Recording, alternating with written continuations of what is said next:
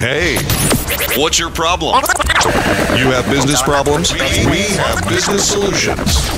Just maybe. Well, maybe. Yeah. Life is a fight.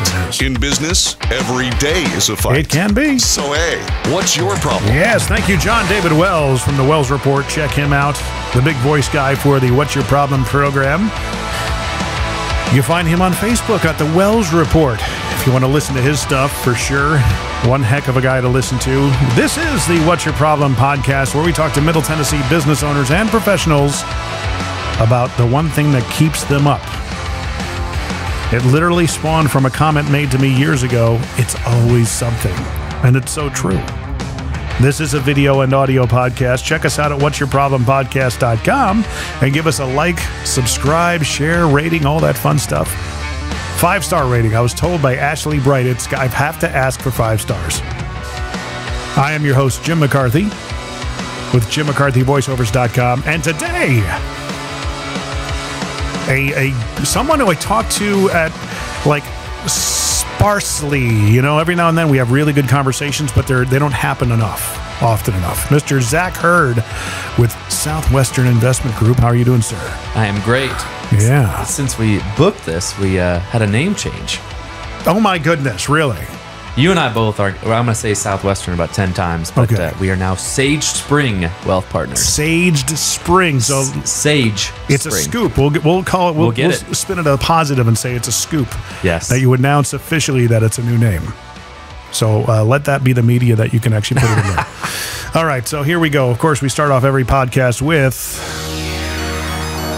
the Random 5, brought to you by it'syourshow.co. If you want a podcast like this, where you can derive all sorts of micro content out of it for weeks, months, years of social media engagement and good wisdom nuggets to put out there into the world, check us out. It'syourshow.co. Podcasts are marketing machines, therefore you need one. So talk to us.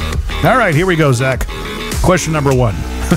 What are some examples of outside behaviors that are symptoms of inner emotional scars?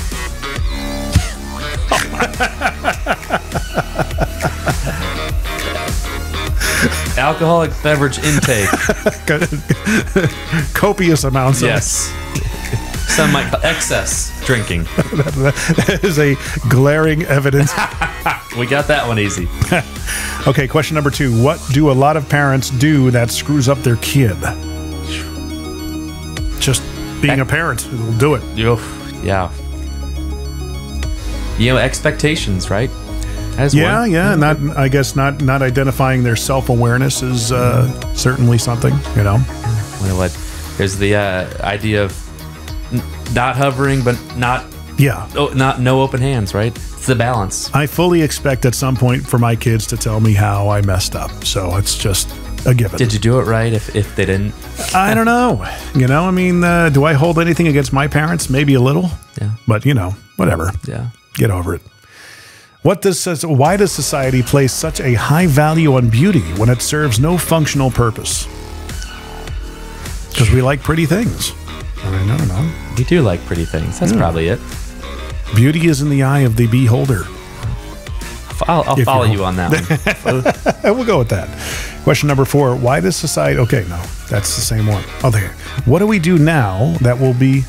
What do we do now that will be looked at as a...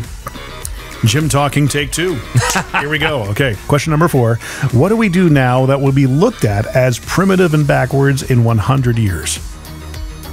That's crazy. That's a good question. Wow. Look at a phone. My daughter, who's 3, we were on a trip this summer to Disney, and they had a in the hotel room there was literally a phone, and she asked me what it was. Yeah, like a landline. I would imagine that probably these things are going to be extinct. Yeah. Well, the question is, right? I mean, I wonder if we have TVs like in the same of like an actual on the wall, or is it all? I don't know. What form will storytelling be? Right? Yeah. It will be there, I guess, because we love stories. Or we may miss what we had because we're all been blown back to caveman. We're gonna go back to landlines. Yeah, maybe. 2 cups in a string or smoke signals. Oh, okay. Question number 5: What event would you rather die than live through? I would say a fire. I would not want to live after a fire if I had to be in a fire. I'm gonna follow you there. Yeah. Yeah. That's probably good. Yeah. Or, falling off of a building. I thought this was gonna go. What event would you like die to go to? Well, what event would you die to go to? Where it's World Cup week. That seems really great. Like a World Cup fun. Nah, You ever been to a Super Bowl? I have not. I've been to the World Series a lot, which has been fun. Oh, really? I'm a big Braves fan, so been to many Braves World Series games. Went 2 years ago. Nice. I'm a big golfer, so maybe Sunday at the Masters. Yeah. In walk in the course like you could with the group. I don't know. It'd be fun. I guess I wouldn't mind seeing Van Halen again. There you go. With Eddie at the helm, which is not going to happen. I was born in Chicago. You go back and watch, Michael Jordan. Oh yeah. One last run, right? Yeah. So any event in history, it's like, which one would you want to attend? Yes. Any of the Michael Jordan? Did we add our own question? I'm just going with it, man. Let's just go with the creative energy. I right? love it. Yeah. So any of the Jordan years you'd want to experience some of the games? There was that 90 to 96 were just amazing, right? And Dream Team era. Did you watch his documentary? Yes.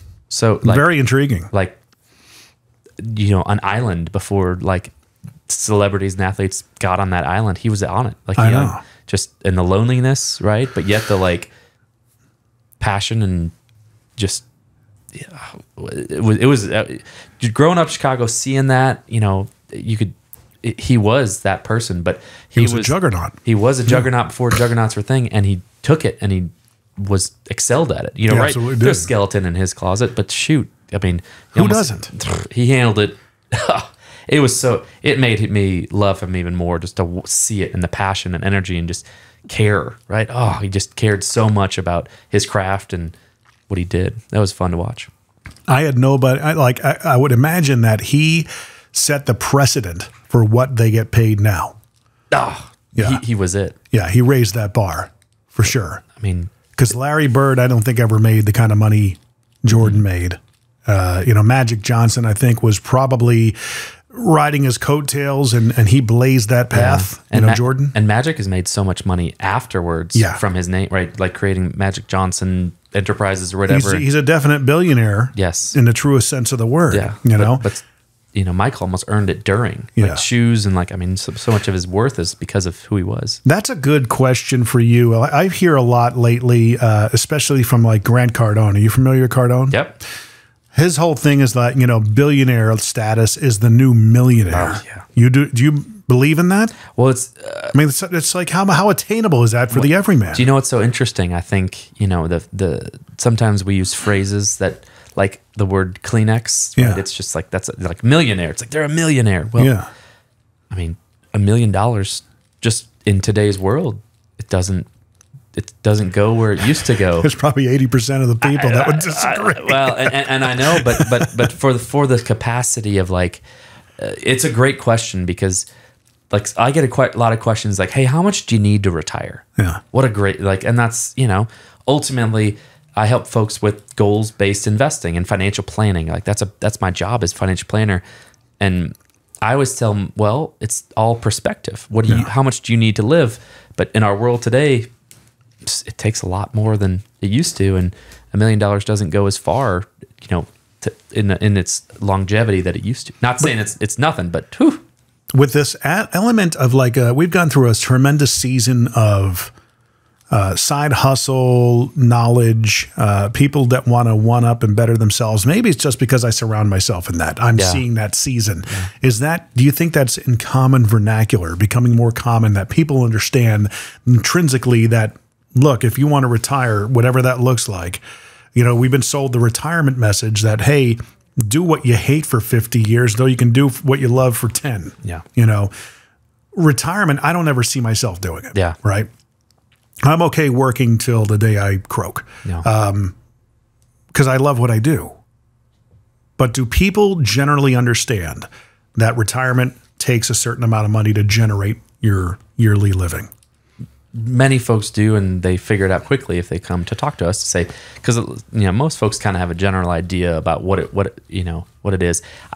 Jim, you're right though. A path that I don't know if you were going, but I heard at the start was like retirement itself has shifted in what it really means for folks. I think we've talked about work being optional, right? Yeah. Setting yourself up where you have ability to have streams of income so that work in its traditionalist form is optional. Right. Right. And I think has become a goal for folks. Right. And, I think we've reverted back to what, folks are eager and to do, whether be in relationship and be close to kids or, we have a lot of folks that are like retiring to something as opposed to from something. That's a big shift we're talking about. So when I say to something, from something would be a traditional of where I worked here at the old Saturn plant for 50 years and retired. That was my purpose. I did it so I could retire. Yeah. Where now it's saying I am retiring to do this. Yeah.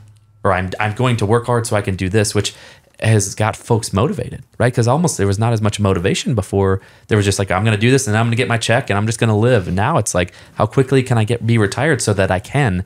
And then there's this other shift of saying, well, why would I do that? I'm just going to figure out what I want to do. Yeah. And build wealth along the way. And it's extending that purpose because you want to wake up every day and have a purpose. It's extending or reducing your have to years to get to your get to years. And that's the way I look at it. Amen. Some folks are wanting to do their get 2 years before they. I'm kind of living both right now because I get to do all of this. Yeah. I have to remind myself when I go and quote unquote work every night. And speaking for a living, whether you know it or not or like it or not, the truth is it is work. Yeah. You got to be good at it. When you're cutting a voiceover, there are expectations. You have your own autopilot level. So when I get into my closet every night and I'm cutting phone messages, which isn't the sexiest thing ever, but I'm talking and getting paid for it. Yeah. It could be a lot worse. Yeah. So I really do. Yes, I have to do this, but at the same time, I get to do this. Yeah. That's a blessing because I know what it's like to dig ditches. Have you done that before? Physical labor, manual labor? My first job was at Dairy Queen. Right. That's going to be, man. You're stocking shelves and I would imagine. Have you ever had a dip cone before? No. Maybe I did. Yeah. Well, I think I did. There's a video aspect to this, so folks will see it. Right. This is. I have no affiliation to Dairy Queen, but I will tell you, it's so funny. I remember it was just, that you have to. They wanted the balls, like 3 balls to do a dip cone. So you had to make, but it was so funny because I feel like sometimes I go to the soft serve now. Is it like, the place to get your own little soft serve? I'm trying to make like the perfect little cone. Yeah, that skill set is within you still. Like riding a bike. We did some lawn. My brother and I did some lawn care. That's manual labor. It is. It was interesting. I played a little sports in college, and it was that was kind of felt. I know this is not manual labor, but the how much my time was required rather to be athlete and be present to make money, right? Athlete during those times, and also be in academic world, and do all that. It was just like I learned time management and how important, and now being a business owner, right, professional, right, how much my time, the minutes matter. Having kids, having family, like my no wasted time, and because I want to spend my time to be very present for clients that I'm helping. Yeah. I don't have a clock or anything in my office because I want clients to feel like when they're in there that I'm present. Yeah. And so I have to figure out the rest of my time has to be efficient so that I can be present in those times to be able to really make sure that they feel served and heard. That's of course. Yeah. I mean, it's like even what we're doing here. I mean, I'm doing so many different things. Making sure we're on point with this, driving a conversation, making sure it sounds good. Hey, I'm juggling a lot, but I still have to dial in and zero in on what we're talking about here. So what were we talking about? I'm joking. But hold on. Where is it? It's somewhere. I'm just gonna. There we go. that works. And let that ring out, and we'll follow it up with that. So you got started. You had an interest in going into the financial arts, so to speak, at some point? Kind of. I tell the story a little bit. I went to school wanting to be a doctor. Right. And now you're a doctor of wealth. Amen. Well, and it was kind of what was almost pitched to me a little bit. I got really great advice that I could do like a pre-medicine minor and have like kind of a fallback, I guess. And it turned out to not be a fallback, but so I was kind of an economics major. So it was funny. On our campus, like the business school was on one side and like kind of the sciences were on the other. And so I would be like running back and forth. Yeah. But I mean, it didn't logically make sense to do what I did, but I ended up leaning towards, oh, wow, I can do what I do, help folks, with long-term financial planning and have a relationship with them kind of like a doctor-esque and have the same type of trust. And so that's kind of where I fell into. It was kind of I really wanted a job relationally, but I never thought I'd sell anything. Right. I never thought I'd be a salesman. And it turns out there's a lot of selling in our world, but I'm selling myself. You're selling yourself and things that you believe in. Amen. And after a while, you realize, did you have to go through formal sales training in the beginning and kind of go through the discomfort of the fundamentals? Oh yeah. So the foundation of our company actually comes from a long one of the oldest companies in Nashville. It's called the Southwestern Company. Southwestern Company was one of many companies, but one of the core companies is actually a summer internship for college kids in which they'd sell educational material, textbooks door to door all summer. And I didn't do that, but like a lot of our company did. So, we were started from that company. And so much of early on was kind of really a jump in the deep end into selling, right? But then our industry shifted from the late 2000s into where we are today, where we shifted from selling to kind of relationally planning. Consulting. And we were. And so we had to, not that we shifted, but early on it was more of a selling. And then kind of a couple years into it, once we got into the 2010s, it became that this relationship was more about not a sell it, it was about a sell yourself. And folks want to be, in order to really do it the right way, you're planning, you're involved in comprehensively their financial picture. And that's not a one-time transaction. That's a long-term deal if you're doing it the right way. And so we shifted, just kind of had to, not that, from a sales company to a relationship company. When did you actually at some point in your life go, yeah, I got this. I could totally do this. When it revealed to you that you were good at it. Was it a deal or a certain age or the light bulb moment? I think with my kind of athletic, I'll say athletic with quotes background, do a little small school college basketball. I've always been so driven by like goals for myself, right? And even I keep track of things annual, like intra-year, all year to kind of, am I on track to meet my goals? Right. And I feel like we had like 2 or 3 years in a row when it was like, oh, wow. Yeah. This you works. Look back at that and you see the proof. And it was like very consistent. It's like this, and it's like, one time you're lucky, 2 times, like 3 or 4, you're like, oh, wow, there's a trend here. We can do this. And at some point, you just start putting up numbers for yourself personally that were like scary to you? A little bit. Yeah. Yeah. And I'm kind of like in that position. I think it was just, I also just have been always,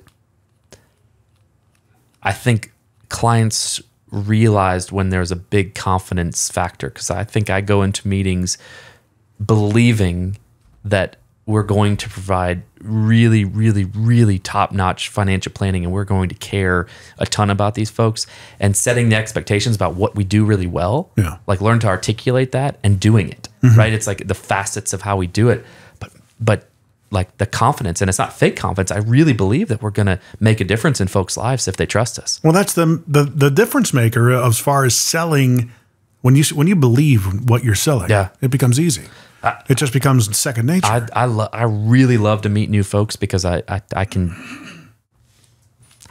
feel like I'm not having to sell. I'm just telling them how we could help them. And if it's a fit for them, great. Then if it is, and if it's not, we want to make sure they know that, because this is what we're going to do. And so it's been, I think once that there's a big confidence factor. Once that confidence comes into play, especially when you're, providing, and I have an awesome team. Oh my goodness. Just a team around us that really like serves clients so well and gets it. And that's a big piece of pie, being able to have a big team to be able to really run the race. Because man, I just have so much confidence that if I do my part, my team's going to do our part, and we together can reach where we want to go. It's been a fun season. I mean, even with the market being down this year, it's just been it's fun when you're got processes and you believe in a common goal. It's funny how the team aspects of the old glory Division III basketball come back into play when you're like, you just built a team that has a common goal and vision. And is that kind of your job now, is to make sure your team is taken care of, feeding them,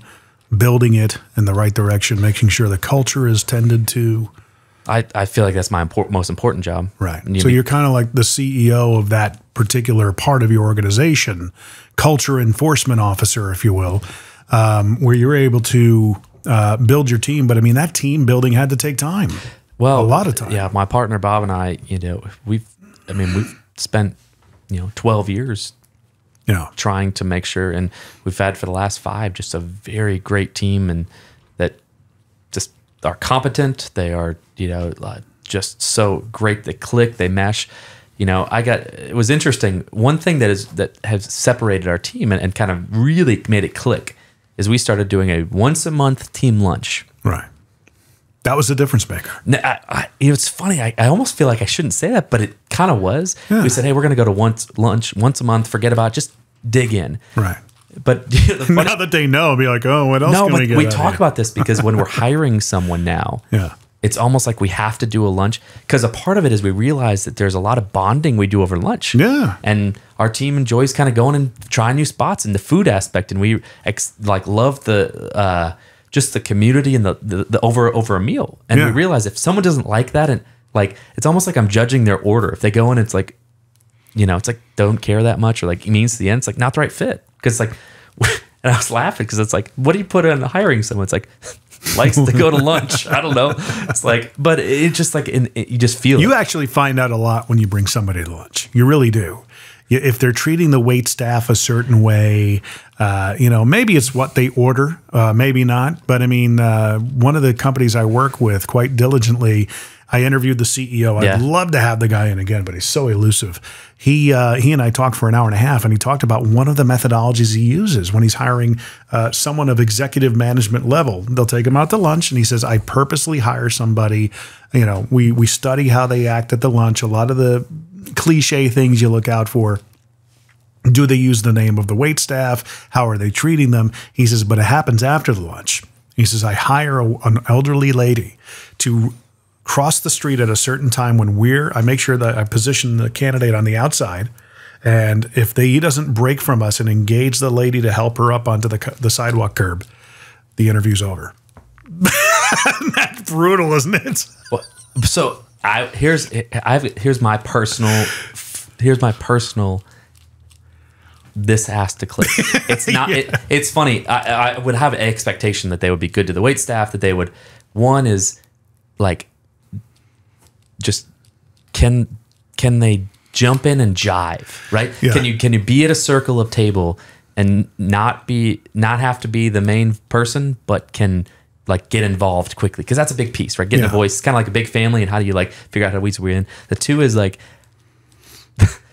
care about the order. We got a couple folks on our team that are really, no, it's funny. It's like, I would rather, if someone's like, just whatever. It's it's kind of fun to hey, who wants to, I don't know. It's been an interesting dynamic, because it has nothing to do with financial planning, but it's still, you got to mesh as a team. Well, and that's and now I've realized it's our team matters so much. Yeah. And especially if my job is to really relationally just be in front of clients and talk to new ones, a lot of the stuff, and initiating and driving the plan, but a lot of that execution is done from our team, and they've got to know that I trust them, know that they are valued, and I constantly work hard to try to make sure they do that. And I hope I do okay. Yeah, well, I mean, judging by your experience and your success, I'm saying that you probably have. I mean, wow. You put together. It just takes time. It does. It does. You got to get through. I mean, out of how many candidates and applicants to get a good one for you? I mean, 15. I mean, we've been doing this well over a decade with our, and I feel like we've got 5 people on our team now that so it's a decade to get 5 people that kind of feel like they are really fit where we're going, that would feel like that would own it kind of the same way you do, that care so much about what we're doing, and it's fun. So, and it's done over. I'll take one funny interview story. I had someone that told me that someone said, does everyone have the same is there a question that all of you have the same thing on that you know that if you're going to hire someone moving, they have to answer this question a certain way? Yeah. And I was like, well, give me an example. He's like when I do interviews, this guy was telling me he's a business owner. He hires very high-end people. He said, there's one question. And if they, he said, cats or dogs? Oh my goodness. And he said, we don't hire cat people. And that's what he said. He's like, we move out. And I was like, what? He's like, yeah, we realize we don't hire cat people. Wow. And I was like, they are a certain type of person. But it was just a funny thing because I was like, I don't really have that. But it's intriguing how it's just that mesh, right? It's the sometimes you don't really know what is going to be the thing, but then you realize it's like, yeah, we're Chick-fil-A people over, I don't know, right? It's like, I don't know. Gabriel Sedlak, does that ring a bell? His name. He was on the podcast about 2 months ago. That's why it sounds familiar, yeah. So he and I grabbed lunch, and we talked about putting a podcast together for him. And eventually it's like, resistance is futile. We'll do something. Yeah. But he says, hey, let's talk about everything over a lunch at Wild Ginger. Actually, I suggested it. And he goes, I love that place. Yeah, meet me there. We met there and everything. So I felt like at the time, because I never order dessert. So we wrap up. He's like, you want dessert? I'm like, no, I'm good. He's like, get dessert. Come on, we're gonna indulge. I'm going, dude, I'm really good. He's like, no, come on, let's get dessert. All right, fine, we'll get dessert. I felt like I was on, like being tested in a way. And if he sees this, it'll be something funny between the two of us that we could talk about. It may not be. Yeah. But he ended up inviting me out to a concert about a month ago now, and. While we're there, he's got his kids there. He's got a Christian background. I drink. I'm not an alcoholic, but I drink beer and stuff like that. Not copiously in an event like that, but hey, yeah, I'll have a beer. Why not? So we're waiting in line. They want to get snacks at the Ryman, and I'm like, I'll get. He's like, you want a beer? I'm like, I don't need that. He's like, I'll get a beer. Don't worry about it. Okay. Twist my arm. Yeah. But I just had the one beer, and we had some popcorn or whatever. But I felt like I was like, am I being interviewed here or judged or sized up? But, Yeah. If anyone ever wants to work on our team again and they hear this, there's going to be the most uncomfortable lunch ever. When they're like, we're going to go to lunch. They're like, and you're just going to be like, yes. Yeah. With the face of judgment. The Ashley Bright. I don't know if you heard that interview, but we came up with an idea for her called judgingashley.com. She has such RBF, and she's all aware of this. We can make fun of it. But she is such RBF that I'm like, dude, you should just do TikTok reactions and just judge people with the look on your face. And that could be your thing. And she goes, you think so? I said, Sarah, try it out. Yeah. Can't hurt. That's awesome. Might as well try it. That's the thing about social media. You never know it'll get traction. Yeah. I just recently had a video that caught fire. It was you said that. Yeah, based on my real estate. Probably pissed off a lot of my real estate friends, but I'm not saying not to buy a house in the video. I say understand when you buy a house what you're buying. Yeah. You never truly own the house, even if you pay it off. And I said, as long as there are real estate taxes and somebody can take your property away, you don't own anything. And that's the way I look at it. So it's just funny how so many people take it out of context. Well, you're saying not to buy a house. You're saying not to pay off your mortgage. You're saying that real estate taxes. I'm not saying any of that. Yeah. You must not like police departments or fire. I'm like, no, I'm not saying that either. Understand? I'm not saying not to buy a house. I'm saying, if anything, buy a house. The only thing you own is the equity. Yep. And even then it's locked up until you sell it or, refi or do a HELOC or anything like that. It's a very cynical view. I get that. But, I think that's what it is. Well, I believe that real estate investing is a great piece of folks' overall wealth. Absolutely. I really do. And so many capacities. And whether it's, but in the end of the day, they really don't own their land. Well, here's the interesting part is, right. They own the cash flow and the asset value. So where do most folks get their, find out how much their house is worth? Zillow. Amen. Yeah. So, right, Zillow. This is not a bash on Zillow or anything like that. Sorry, I'm like looking up to like compliance. Like, hi, sorry. Right here. Yes, compliance is over there. She's like, no. But it's interesting, right? Because I believe there's a balance, right? A balance between investing in the stock market and towards the future and investing in real estate. Like, I think folks that create options for themselves. Yeah.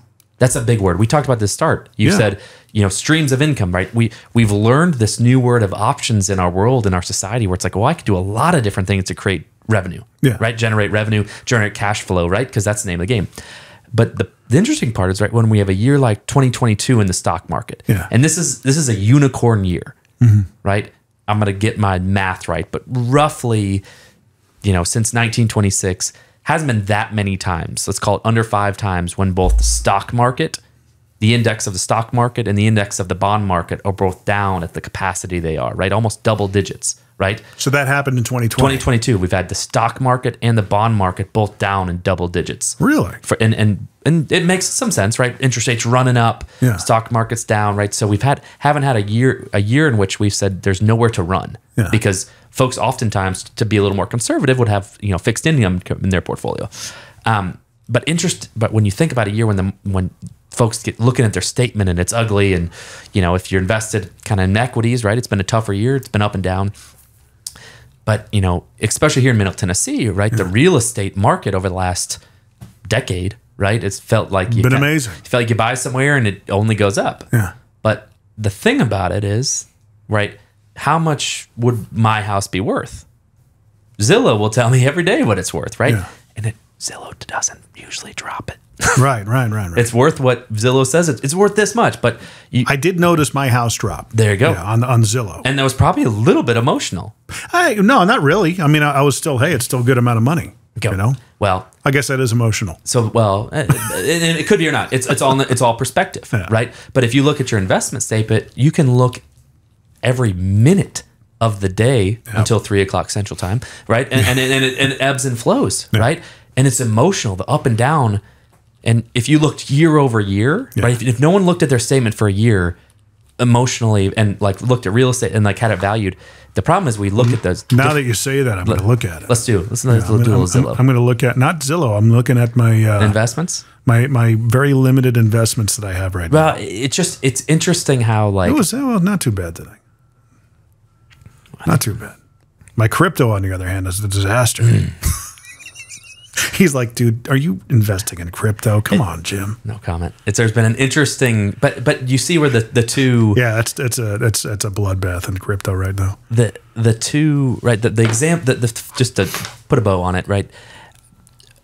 The stock market investing can be emotional for many folks because they can look with the information of today. Every minute you could see like a net worth app could show you up and down, but the consistent, right, is your real estate. Yeah. And I love it because you need to have real estate, but it's just so interesting where so much of, I think my job is to help folks take the emotion out of what we're doing. Right. How do you take the emotion out of the plan and talk about the plan, the long term? How do we set ourselves up to have options, right? And take the emotion out of the day to day, because those that take the emotion out, I believe, tend to win in the long run. Well, yeah, I mean, and it takes experience, because I remember I had a little bit of money in my 20s, and I actually diligently, and people can attest to this, when they came in the production studio in my first radio station, always the one thing that I always had on was CNBC. Yeah. So I'd absorb all the information just by secondary ways while I was doing my work. And every now and then I'd kind of watch what was going on, see what the ticker was doing and what the NASDAQ and Dow were doing for the day. But every time I got into the stock market, I just, hemorrhaged money. What I did learn at that time is when I buy into companies that I use, it typically was good. So I would always try and buy these, like the big company back in the day was a NASDAQ company called JDS Uniphase, JDSU. And I'm like, oh, I got to buy. I called my broker. I got to put money and buy so many shares of JDSU. I had a big mistake. Because I think they're sub $1 now. So, but at one point, they were $160 a share. But this isn't financial advice. Not giving financial advice. Do not do that. But I will tell you, that is an interesting, funny, unsolicitedly, when I know nothing about folks' plan. Yeah. Right. Hey, am I telling you everything about myself right now? No. I'm just saying, I can't really give advice to someone unless you know their plans, right? We do kind of goals-based investing but I think about it and I'll get it's unsolicited, hey, my brother or my neighbor, I get the neighbor. My neighbor was wondering what stocks you like nowadays. The neighbor. Let's tell your neighbor what I always say, this is kind of, I don't know who, this is, the Michael Scott / Wayne Gretzky. Gretzky, this is whoever it was _ Zach Hurd. Yeah. It's well, look at your credit card statement or look at your, what are the last 8 things you bought? Right. Those are the companies you should look at. I don't know, right? It's like you bought it. Dude, we freaking subscribe to Netflix. Dude. And it's like, they come out with an IPO, and of course, I'm working in radio in the middle. We got no extra money. Yeah. Would have been great if we put, $1,000 into Netflix back in the day. Huge. We used them all day long. Yeah. When they were still selling DVDs to our house. Yeah. That was the thing you look forward to. Oh, we got a Netflix envelope. Yeah. Remember that? But I will tell you, my DraftKings portfolio is doing quite well. Ooh, okay. You know what? The other one is like a sad one. I'm going to go back to an hour ago when the questions and we answered. What's not going to be here? You know what's an interesting one that shifted so quick? Remember the Red Box? Yeah. I mean, they're still there. Yeah. Kind of. Now they're an app. Now they're an app. You're their streaming service. Oh, good for them. Yeah. I thought they were going to be Blockbuster. I'm looking at it like when they first came out, I was going, I'm not me. There was a run there when it was like, they were everywhere. Everywhere. And we actually did partake quite a bit in the We did too. Yeah. Run out, go to the Kroger. The problem, right, is you keep them, right? Yeah. It's like, what was it, $35 for Yeah, I know. And Blockbuster. Gosh. But did you return the Red Box? No. No, crap. It's another $1. Yeah, but then they capped you at some point, right? Yeah. I think so. I thought I was saying. I thought it was like $35 or something. It no, was Blockbuster, it was like $35 per day. Oh, gosh, they freaking raped you. And they didn't make it, huh? I wonder how. Yeah, I know. Because they wouldn't pivot. They had an opportunity to buy Netflix early on. And they either lowballed them. I can't remember what the story was. But either they wouldn't buy Netflix or they really lowballed them where the Netflix owners were like, we're good. Moving on. So with that being said, I know that you have a lot of problems in this area. That's not an insult. I promise. What is your problem? What are you dealing with these days? Awareness, self-generated sales conversations, person of interest stuff, personal branding, irritable bowel syndrome, anything like that. What's your problem? I think it's in a world. Sorry. I loved it. Can you do a little? Can you go back and do something really cool when I say "in a world"? In a world. Yeah. So in a world where and I would say culturally, where we want instant gratification. Yeah. We're selling, do it right over a long period of time. and that's something that's kind of frustrating. I mean, is it? It's frustrating. It's more like, we're in a world where we want it now, right? Everything you can buy it. You want to watch the movie, you'll buy it. You don't even have to go to the grocery store. There's a guy selling a course right now he was making $500 the month before, but last month he made $50,000. I want to do that. Yeah. And so the problem is, continuing to get folks to realize that, there's no free lunch. There's no, the game of, wealth is built doing things right over a long period of time. Right. And we want to skip steps. Right. We all do. I mean, shoot, there's a reason that people play the Powerball. That's an amazing conversation in and of itself to talk about that. Yeah. So the problem is continuing to get folks to realize that there's not a get rich quick. Right. There's, the way you win, whether in business as an owner, whether it's financial planning, whether it's investing, whether it's real estate, it's doing the right things over a long period of time. That's what I tell my clients who sign on for podcasting, is that you're in for a 2 to 3 year grind. Yeah. All right. There's no ifs, ands, or buts about it. You can get a video like I just did that, on Instagram. It got 250,000 views, thousands of bookmarks, thousands of shares. So it's my first experience seeing that kind of phenomenon. Yeah. But you have to do that every video. Yeah. And that's a one-off for me. And I fully understand that. It doesn't stop me from, hey, I'm here. Nope. That's part of the day. I had one good one that took off. Now I remember kind of what to do. Yeah. And let's do that. Yeah. Yeah. So that's I think that's the push and the help to try and get folks to continue to realize, because the funny part is I've used this quote again. I don't know who it was, but it's who it was now. Zach Hurd underneath it in quotes. Right. But it's just, if you could do like the Michael Scott right on the screen there.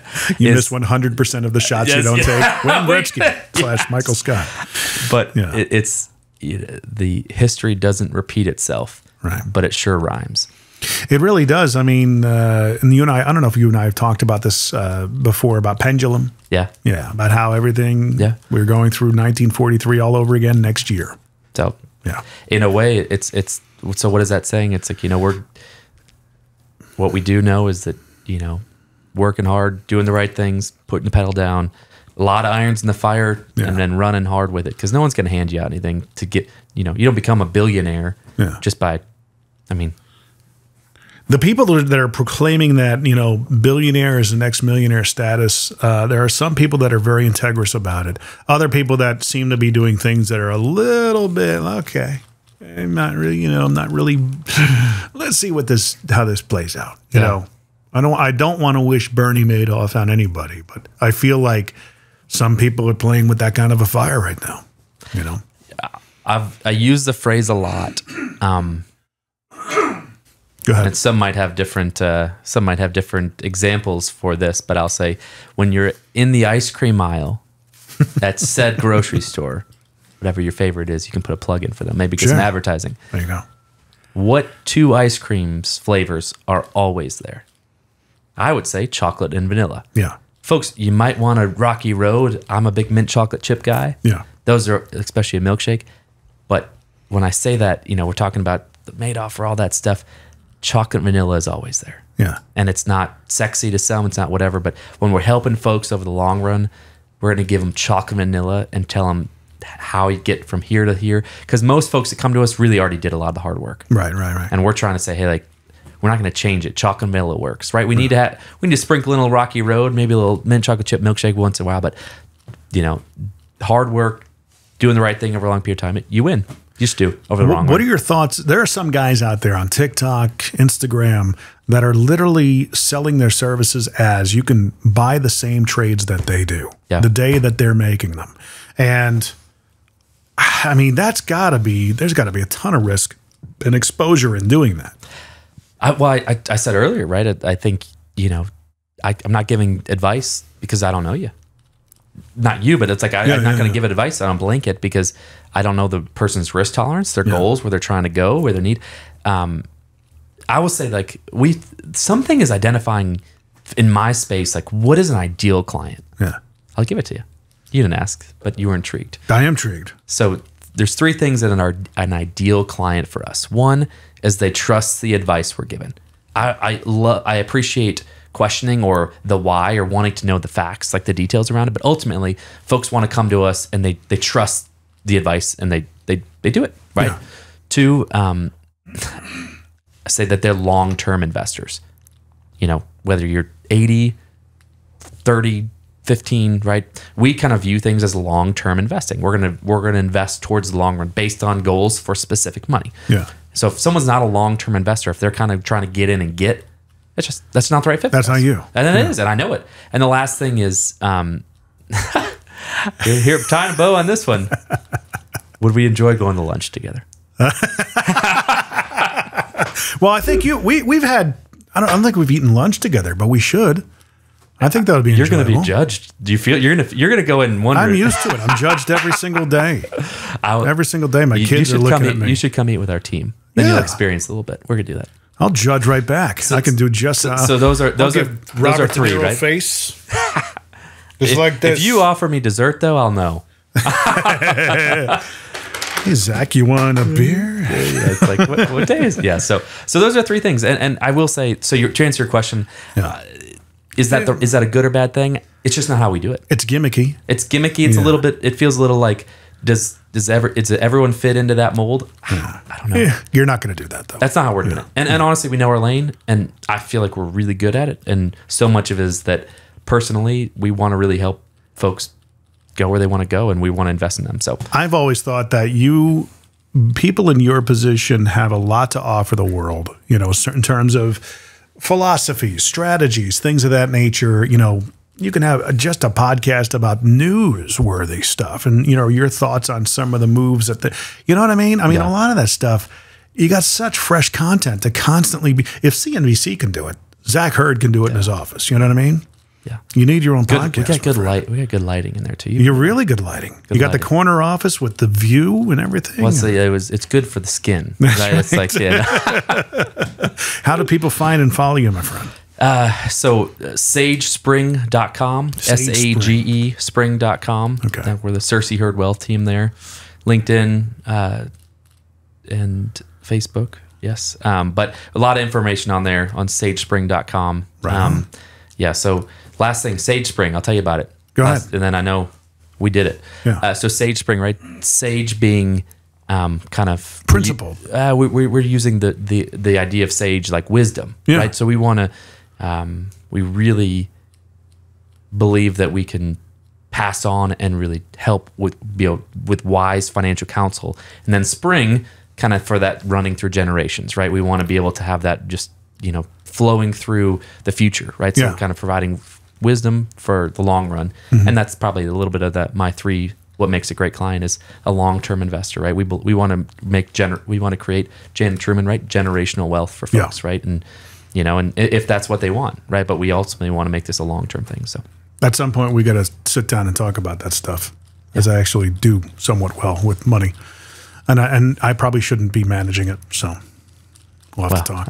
You know what? Don't subscribe to the TikToks. Not that it's a bad thing. It's not a bad thing, but long-term, view it and figure it out. So. Yeah, I'm going to start sharing my NFL picks for my DraftKings portfolio, or maybe not. Well, there you go. Follow Zach. The link is in the description, and follow us as well. Give us a 5-star review per Ashley Bright. Check out that one if you ever want to learn about how to promote your business and beat all the bad reviews, or at least try and fix them.